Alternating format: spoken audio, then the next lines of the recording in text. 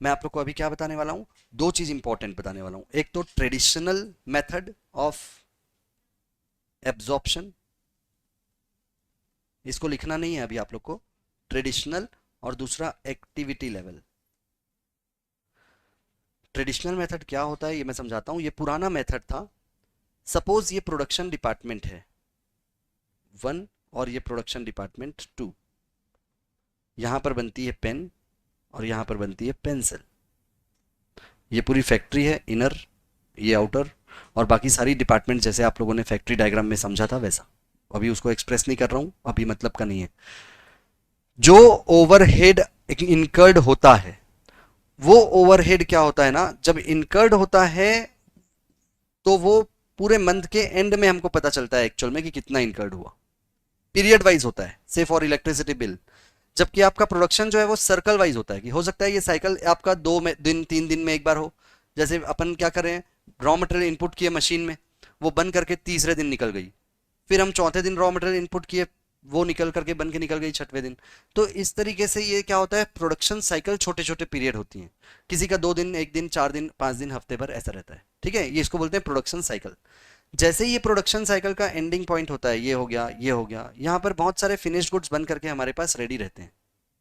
बहुत ध्यान से समझना, ये फिर से कॉन्सेप्ट की बात कर रहा हूँ।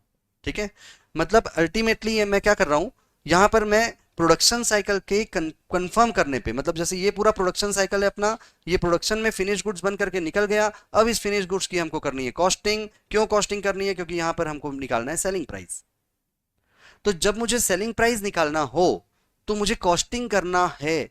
तो जो डायरेक्ट एक्सपेंसेस होता है वो तो क्लियरली आइडेंटिफाइड होता है कि भैया मैंने इतने रॉ मटेरियल कंज्यूम कर दिया, इतने लेबर फोर्स लगाया इसमें, है ना। बट जो ओवरहेड का सेगमेंट रहता है ना, वो कंफर्म नहीं रहता है। ओवरहेड का सेगमेंट मेरा कंफर्म नहीं इसलिए रहता क्योंकि ओवरहेड मुझे पता चलता है कब, इस पीरियड के एंड में। जैसे इलेक्ट्रिसिटी बिल वो हर साइकिल में थोड़ी ना लाएगा, 3 दिन में भी बिल मांगता है क्या कोई? कोई देता भी नहीं, कोई ना मांगता भी नहीं। तो इलेक्ट्रिसिटी बिल मुझे आखिरी में पता चलने वाला है कि एग्जैक्ट एक्यूरेट में कितना मिला, कितना हुआ, है ना, कॉस्ट। जबकि उसकी कॉस्ट तो मुझे रिकवर अभी तीसरे दिन करनी है, क्योंकि फिनिश गुड्स डिपार्टमेंट से क्या होगा, गुड्स निकल जाएगा सेल होने के लिए। तो मुझे जब तक सेलिंग प्राइस आइडेंटिफाइड नहीं होगी, मैं सेल कैसे निकालूं? जब तक मुझे कॉस्ट आइडेंटिफाइड नहीं होगी, सेलिंग प्राइस कैसे निकालूं? बात सभी को समझ में आ रही है? आप इधर बैठो, थोड़ा सा इधर। क्लियर हुआ क्या बोला मैंने?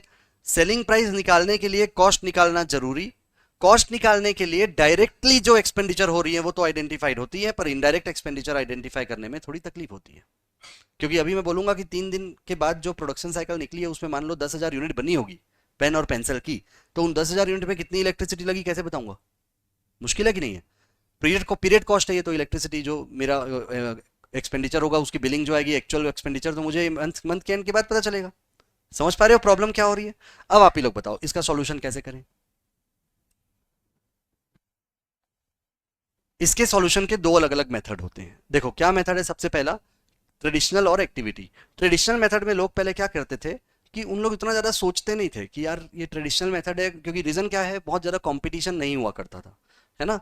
पहले क्या हुआ करता था, कंपटीशन ना हो करके वहां पर सिर्फ और सिर्फ क्या रहता था, मोनोपोली मार्केट चलता था। पहले होता था क्या, मतलब अल्टीमेटली जितना प्राइसिंग हमने बना दिया किसी पर्टिकुलर चीज़ का, मार्केट में बिक जाता था, उसका कोई कॉम्पिटिटिव रहता ही नहीं था, और कोई भी मार्केट में प्राइस को क्रिटिसाइज करने वाला पर्सन ही नहीं रहता था। क्रिटिसाइज कर भी लेगा तो हमारा ही प्रोडक्ट बिकेगा, क्योंकि दूसरे तो कोई है ही नहीं बनाने वाले। ठीक है, तो लोग क्या करते थे, लोग जितनी टोटल मंथ में जितना पिछला मंथ देखते थे कि हमने कितना प्रोड्यूस किया पेन और पेंसिल मिला करके, और कितना इलेक्ट्रिसिटी बिल आया, उसको डिवाइड करके पर यूनिट वाइज निकाल लेते थे। समझ पा रहे हो? से फॉर की 10,000 रुपए का इलेक्ट्रिसिटी बिल आया, है ना, और 1 लाख क्या हुआ है, पेन और पेंसिल मिला करके प्रोड्यूस हुआ है ना। तो वो डिवाइड कर देते थे, मतलब डिवाइड करने का मतलब क्या हुआ, 10,000 डिवाइड बाय 1 लाख करके रुपीज पर यूनिट में कॉस्ट निकाल लेते थे। कितना रुपए आएगा? 0.1, 0.1 रुपीज आएगा। सबको क्लियर हो रहा है क्या बोल रहा हूं? समझ में आ रहा है सबको? 10,000 रुपए का खर्च हुआ इलेक्ट्रिसिटी का, 1 लाख यूनिट बना करके हमने निकाला। तो पर यूनिट की कॉस्टिंग निकालना हो तो 10,000 divide by 1 lakh is equal to 0.1 rupees per unit. Clear हुआ? 0.1 रुपीज पर यूनिट के बेसिस पे ओ इलेक्ट्रिसिटी नाम के indirect expenditure that is overhead को एब्जॉर्ब कर दिया जाता था। I am using the word था, पास्ट टेंस। मतलब समझ में आ रहा है? पास्ट टेंस का मतलब समझ में आता है ना? पहले हुआ करता था, जो कि हाईली क्रिटिसाइजेबल है, मतलब उसको अपन क्रिटिसाइज कर सकते हैं क्योंकि गलत मेथड है। गलत मेथड क्यों बोल रहा हूं मैं? क्योंकि रीजन क्या है, इस मेथड का कोई भी क्या नहीं है, बेस नहीं है। बेस नहीं है मतलब कोई भी लॉजिक नहीं है। और लॉजिक क्यों नहीं है इसको आप लोग सोच सकते हो क्या? थोड़ा जरा सोच के बताओ, क्यों क्यों लॉजिक नहीं बोल रहा हूं मैं इस मेथड का?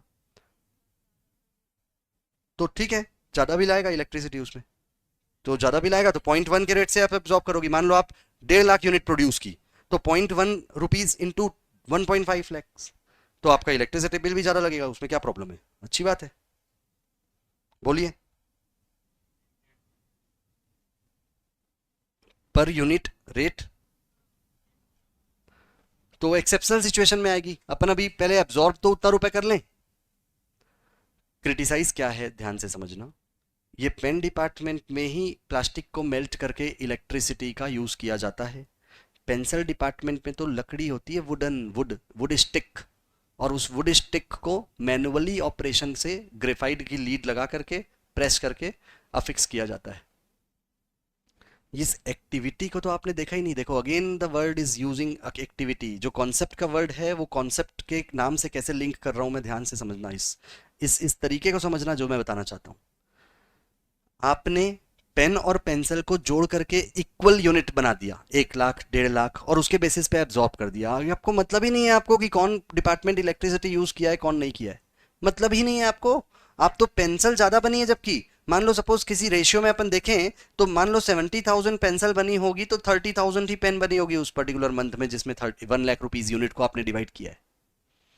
तो मतलब जिस डिपार्टमेंट में जो प्रोडक्ट आपके इलेक्ट्रिसिटी का यूटिलाइजेशन ही नहीं किया है, उस डिपार्टमेंट में आपने सबसे ज्यादा इलेक्ट्रिसिटी बोर्ड का जो एक्सपेंसेस का बर्डन है वो चार्ज कर दिया।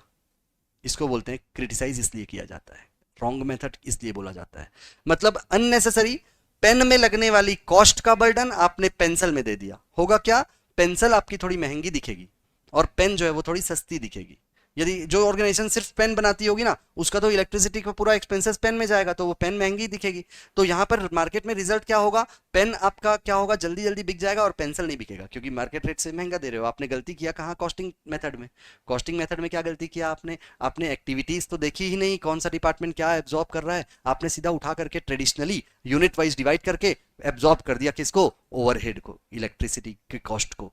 इलेक्ट्रिसिटी का जो खर्चा है वो उसी डिपार्टमेंट में जाना चाहिए जो डिपार्टमेंट उसको यूज कर रहा है। समझ सही बोल रहा हूँ, समझ में आ रहा है? इसीलिए उसको ट्रेडिशनल मेथड को क्रिटिसाइज किया जाता है।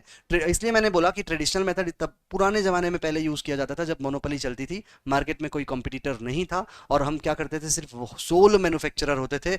हम चाहे महंगे में बेचें सस्ते में बेचें, लोगों को हमसे ही खरीदना पड़ता था। तो कोई ऑप्शन उनके पास था नहीं, तो हम कितनी भी गलतियां करें अपने कॉस्टिंग में, यहाँ पर एब्जॉर्ब हो जाता था मार्केट में। अभी ऐसा गलती करोगे अलाउड नहीं है। अभी आपसे ना पूरे कस्टमर, देखो मार्केट आर अवेयर, आप इकोनॉमिक्स पे पढ़ के आए हो, मार्केट जो है वो क्या है, फुल्ली अवेयर्ड होते हैं। तो मार्केट के पीपल को पता चल जाता है कि आपने क्या मिस्टेक किया, क्या गड़बड़ी किया। आपका जो क्वालिटी है पेंसिल का, उतना क्वालिटी का तो दूसरा जो है वो इतने कम में दे रहा है, आपके यहाँ से पूरी पेंसिल लेगा ही नहीं वो, और पेन पूरा उठा के चले जाएगा। क्यों? क्योंकि आपकी क्वालिटी का पेन दूसरे महंगे दे रहे हैं, महंगे में आपका सस्ता हो गया। ये बात समझ में आया क्यों हुआ? क्योंकि आपने पेन में लगने वाला जो इलेक्ट्रिसिटी है उसको तो गलती से पेंसिल में बुक कर दिया हो यार, क्योंकि ट्रेडिशनल मेथड यूज कर रहे हो। बात समझ में आ रही है सभी को? तो इसीलिए मतलब क्या हो रहा है, मतलब ये हो रहा है कि आपने गलती की कॉस्टिंग मेथड में अपने और प्राइसिंग में। तो प्राइस मार्केट में जैसे ही आपने क्या किया, रिफ्लेक्ट किया, मार्केट में अनाउंस किया, तुरंत आकर के पेंसिल जो है वो हाथों हाथ बिक, सॉरी, पेन जो है वो हाथों हाथ बिक गई और पेंसिल रह गई। आप आपका कॉस्टिंग मेथड और साथ में खूब सारा स्टॉक ऑफ पेंसिल, बैठे रह जाओगे। इलेक्ट्रिसिटी डिपार्टमेंट तो आके ले लेगा पैसा, कस्टमर से एब्जॉर्ब कराने के लिए आपको दिया गया था मौका, कर दिया मिस्टेक, पेंसिल बिकेगी नहीं, मतलब इलेक्ट्रिसिटी का जो एक्सपेंसेस है वो आपका रिकवर होगा नहीं। कितना डायरेक्ट रिलेशन में मैं आपको समझा रहा हूँ, कितना मतलब डायरेक्टली लिंक कर रहा हूँ चीज़ों को, कॉन्सेप्ट से प्रैक्टिकल को। इस चीज़ को आप लोग यदि 100% समझ रहे होगे तब मेरी मेहनत सफल है। समझ पा रहे हो जो बोल रहा हूँ? मेथड हमने क्या किया, आपने देखा ही नहीं यार कि पेन डिपार्टमेंट यूज करता है कोई चीज की पेंसिल। होना क्या चाहिए था, इलेक्ट्रिसिटी का कंजम्पशन सर पेन डिपार्टमेंट में ही होगा, क्योंकि मेल्ट करना है प्लास्टिक को, मेल्ट करने में लगता है इलेक्ट्रिसिटी, पूरा पूरा कंजम्पशन इलेक्ट्रिसिटी का तो पेन डिपार्टमेंट में होना चाहिए। आपने पेंसिल में नहीं लेना चाहिए था आपको, आपने ले लिया, गलती किया। आपको एक्टिविटी देखनी चाहिए थी, देखो एक्टिविटी बेस्ड कॉस्टिंग नाम से क्लियर है ये, और नाम से आता है थ्योरी में, क्वेश्चन आता है इसका straight forward. Activity based costing करना चाहिए था in place of traditional method. Activity based costing में आप देखते कि इलेक्ट्रिसिटी का जो यूटिलाइजेशन है कि वो पेन डिपार्टमेंट में हो रहा है, तो पूरा पूरा जो 1 लाख रुपए का आपका इलेक्ट्रिसिटी आया है उसको डिवाइड बाय 30,000 करके आपको 3.3 रुपीज जो भी आता हो, ये 3.3 रुपीज आपको पूरा पूरा पेन की कॉस्ट में जोड़ना चाहिए था। बात समझ में आई जो बोल रहा हूं? लॉजिकल समझ में आ रहा है कि नहीं? लॉजिक इसलिए ऐसा आप करोगे अभी, तब आप अभी कंपिटिटिव मार्केट में रह पाओगे, आपका जो पेन और पेंसिल की प्राइसिंग है वो फेयर रहेगी, और मार्केट आपका क्या करेगा, जो आपके प्रोडक्ट है उसको लेगा, और पेंसिल भी बराबर लेगा, पेन भी लेगा, क्योंकि आपने सही प्राइसिंग की है। और यदि ऐसा नहीं किया, आपको सेट असाइड करके दूसरे के पास चले जाएगा। कॉम्पिटिटिव मार्केट है, बहुत सारे मैन्युफैक्चरर अवेलेबल हैं, मोनोपोली नहीं है अब। इसलिए you are not allowed to make a mistake in selection of cost accounting methods. Cost accounting की मेथड्स और टेक्निक्स और ट्रिक्स में मिस्टेक करने का आपको परमिशन ही नहीं है। यदि मिस्टेक किए, आप अपने क्लाइंट का नुकसान कर रहे हो, उनका प्रोडक्ट बिकने से रह जाएगा, प्राइसिंग गलत हो जाएगी, पूरा रेपुटेशन खराब हो जाएगा, वो अलग। क्योंकि कस्टमर किस टाइप के होते हैं, एक बार पता चल जाएगा ना कि ये गलती करके क्या करता है, प्राइसिंग जो है उसमें गलत होता है, कितना ही अच्छा बाद में कर लो आप, बोलते हैं ना, एक बार किसी से कुछ मिस्टेक कर लो तो रेपुटेशन खराब हो जाती है, उसके बाद कितना ही अच्छा बन जाओ, वो वैसी ही रहती है। तो रेपुटेशनल लॉस जो है वो आपके एंड पे है। आप यदि जितना अच्छा कैलकुलेशन सही करोगे, कंपनी की रेपुटेशन बनी रहेगी अच्छी, और कंपनी की अच्छी रेपुटेशन बना पाए आप, तो आपकी रेपुटेशन अच्छी रहेगी मैनेजर के सामने, सीधी सी बात है। क्लियर हुआ बात? ऐसे मिस्टेक्स करने वालों को भी सहा नहीं जाता है। तो इसलिए आप लोग को मैंने क्या बताया अभी तक, नट सेल में फिर से एक बार रिवाइज कर दूं कि ट्रेडिशनल मेथड और एक्टिविटी बेस्ड कॉस्टिंग में डिफरेंस ये होता है कि ट्रेडिशनल मेथड में पहले मोनोपोली होती थी, तो वो लोग ज्यादा आइडेंटिफाई नहीं करते थे कि कौन सा एक्सपेंसेस किस में जा रहा है। वो सीधा सीधा क्या करते थे, कितना खर्चा लगा, कितनी यूनिट बनी, डिवाइड किए, रुपीज पर यूनिट निकाले और एब्जॉर्ब कर दिए, दैट्स इट।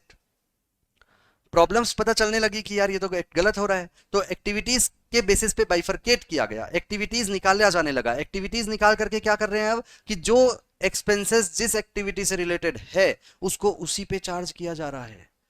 मतलब सोचो, आप एग्जांपल देता हूं 2-3 अलग अलग, जैसे रेंटल है, तो जितना फैक्ट्री का रेंट मैं दे रहा हूं, जितना एरिया ऑक्यूपाई किया हुआ है मेरा जो डिपार्टमेंट, पेन डिपार्टमेंट जितना एरिया स्क्वायर फीट लगाया हुआ है उसको उतना प्रोपोर्शनेट डालूंगा उसमें रेंट, पेंसिल डिपार्टमेंट जितना एरिया ऑक्यूपाई कर रहा है उसमें डालूंगा। लाइटिंग एरिया वाइज बटेगा, canteen number of employee wise बटेगा, क्योंकि जिस डिपार्टमेंट के जितने ज्यादा इंप्लॉयज होंगे, पेन डिपार्टमेंट में ज्यादा लोग नहीं होंगे, पेंसिल में ज्यादा लोग होंगे, उनको रिफ्रेशमेंट करने के लिए कैंटीन बना हुआ है, तो आप कैंटीन के जो खर्च है वो नंबर ऑफ इंप्लॉयज के बेसिस पे बांटोगे। टोटल खर्चा divide by number of employees into employees in the pen department is equal to charges appropriate to the pen department. समझ में आया बात सभी को? मतलब जितने जिसके इंप्लॉयज हैं उतना नंबर ऑफ इंप्लॉयज के बेसिस पे बांट दोगे। जैसे आप लोग मान लो सपोज रिपेयरिंग का खर्च कर रहे हो, तो मशीन के बेसिस पे बांटोगे, जहां मशीनें लगी है भाई उसी में रिपेयरिंग लगाऊंगा ना। ट्रेडिशनल बेसिस पे क्या होता था, रिपेयरिंग का कॉस्ट लगा, इधर पर यूनिट में डिवाइड कर दिया, जहां मशीन लगी नहीं है वहां पे उसका बर्डन रिपेयरिंग का पड़ रहा है। क्या मतलब, रिपेयरिंग तो वहां जाना चाहिए ना जिसकी मशीन है। मशीन कहाँ लगी हुई है, पेन में, तो पेन की रिपेयरिंग कॉस्ट जो लग रही है मशीन की, उसमें पेन के रूप में, पेन में ही चार्ज करना चाहिए उसको, पेंसिल में नहीं। बात समझ में आ रही है सभी को अच्छे से? ठीक है ना? तो इसलिए ये बहुत बड़ा डिफरेंस था। ट्रेडिशनल मेथड जो है वो पहले एब्जॉर्ब हुआ करता था, अब जो है वो एक्टिविटी बेस्ड कॉस्टिंग चलता है। तो जो एक्सपेंसेस जिस एक्टिविटी को एब्जॉर्ब करता है, उस एक्सपेंसेस को उसी एक्टिविटी में चार्ज किया जाना चाहिए, दैट्स इट। बात समझ में आई सभी को? कोई डाउट तो नहीं? कोई किसी का डाउट है तो पूछिए प्लीज।